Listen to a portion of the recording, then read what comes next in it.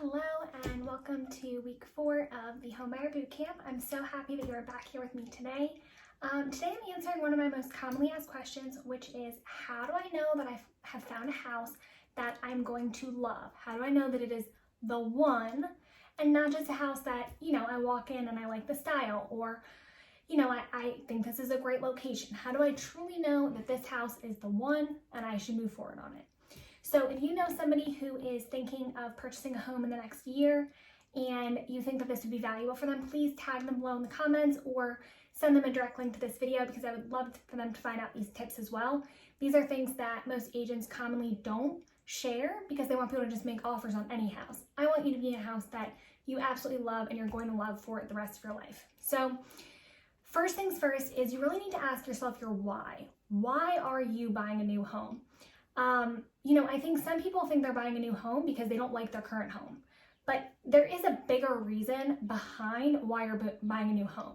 If you're buying a new home because you want to make a great investment, or you want a rental property, so you want to maybe live in this house for a couple of years and then rent it out while you move up to a different house, that's going to be a very different set of things that you're looking for, as opposed to somebody who's maybe looking to move into their quote unquote forever home.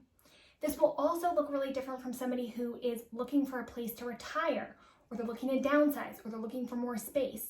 So really get clear with yourself and figure out, why am I moving into this home? What's my why for this move? What's my why for this specific home? The next thing is, when you get ready to start your search, you're going to be sharing with your agent your criteria for what it is that you're looking for. Most people can come up with a list of 100 things that they want in their new home. They have a really specific picture in their mind, or they have a list of, 20 things that they absolutely think that they must have. I challenge you to come up with 3 absolute must-haves and 3 major deal breakers for your next home when you're ready to start in your search. A must-have is something that, you cannot live without in this next place. You absolutely can have criteria that's like, I would love to have this, I want to have this, but really get clear on what are 3 things that you would not buy a house if they don't have them. And then also come up with 3 things that are deal breakers for yourself, okay? So I'm gonna give you some examples here. If you have a family, maybe it's, yourself and your significant other and you guys have kids, having a minimum of 2 full bathrooms might be extremely important to you. It might be an absolute must-have. But for somebody who's living alone and they feel like, I need 2 bathrooms just because I like the idea of it, 2 bathrooms would be like, I want 2 bathrooms, but it wouldn't be an absolute must-have. On the other hand, when we talk about deal breakers, your deal breakers are things that absolutely you will not buy the house if it has one of those things, or if one of those things is missing.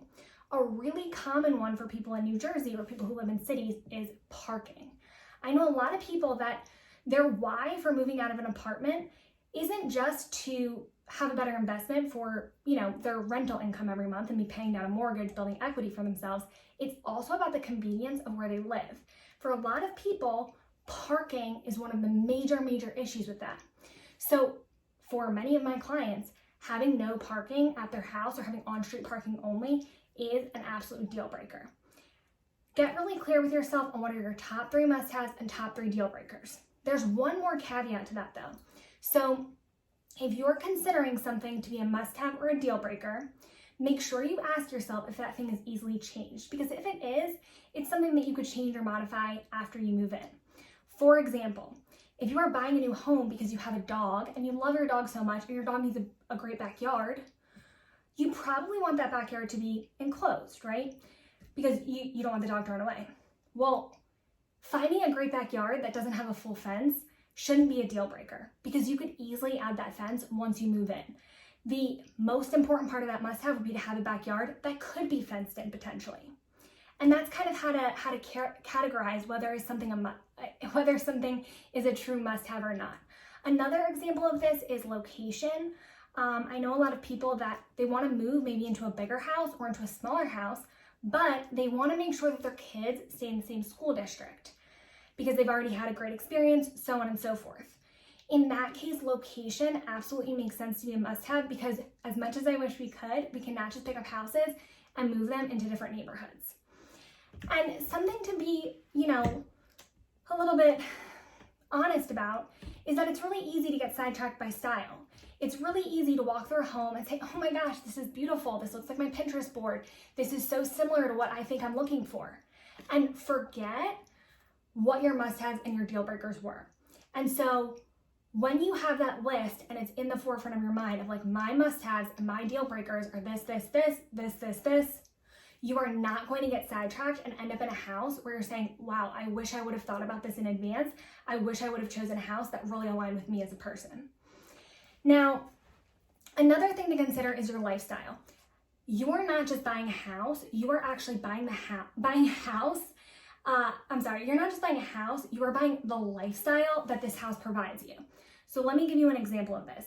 If you are an absolute extrovert, not me, but if you are an absolute extrovert, you have a lot of friends, you have a big family, and you love to host family dinners, you love to host holidays, you love to host your Halloween party every year, and you buy a house that has a little tiny living room and a little tiny kitchen, that does not align with your lifestyle. Another example, if you have a dog that loves to go on long walks, I suggest that, you take into consideration with your lifestyle, a place that has great sidewalks, a place that's easily walkable, a place with walking trails. All of those things will play in when you try to consider what truly am I looking for in a home. And it is not just as simple as I want 3 beds, 2 baths, and 1,200 square feet. There really are a lot of other questions that go into that. And when you're clear on it in advance, you're not going to go down the wrong road where you wish, man, I really wish I would have thought this through a little bit better. So the other question to ask yourself when you're figuring out lifestyle is, what currently drives you crazy about your living situation? So for example, if you have a roommate that's really loud and it drives you crazy that every night at 11 o'clock when you're ready for bed, your roommate's like blasting music in their bedroom, something that might be important for you in your new home is making sure that you have enough space and privacy that you're not going to be affected by other people's music or partying or whatever. And that can go into things like, what neighborhood you end up deciding to be in, or it can go into even a single family home versus being in a condo or a townhouse. You might be happier in a single family home with just a little bit of land around you to give you kind of like that buffer. Other things like I mentioned before, parking's a huge one, especially for people that live in cities. And it definitely comes up a lot in terms of lifestyle and, must-haves, deal breakers. But just really ask yourself, like on a regular basis, what is it that's driving me crazy? What is it that I wish could be different about my living situation? It might even be the location, right? You might be having a 45-minute commute to work every day, and we can get that down to 20. The very last thing that I suggest that you do to make sure that you're in a home that you love and that you've found the one is actually after you've had your offer accepted, which is to have a home inspection. People sometimes love a house so much that they don't want to know if there's anything that might come up with the major systems. A home inspection typically costs anywhere from $500 to $700. You can negotiate with the sellers and ask them to make certain repairs if that's something that you've put into your contract as a contingency. But more importantly, even if you didn't negotiate for anything, it will give you an idea of what you need to invest in, what you need to plan in, replacing or repairing or making updates to in your home. What are potential safety issues? All of those things are extremely important for you to take into consideration before you actually get to settlement. So thank you so much for tuning in to week 4 of the Homebuyer Bootcamp. I'm so glad that you are here with me. Next week, we're going to be talking all about writing up an offer and what we do to help our clients get their offers accepted, as well as what you should expect to kind of go over with your agent when it is time to make an offer. If you know somebody who's thinking of buying a home in the next year, please feel free to tag them below or send my contact information over to them. I would love to help them out. And I hope you guys have a great weekend. Enjoy this beautiful weather.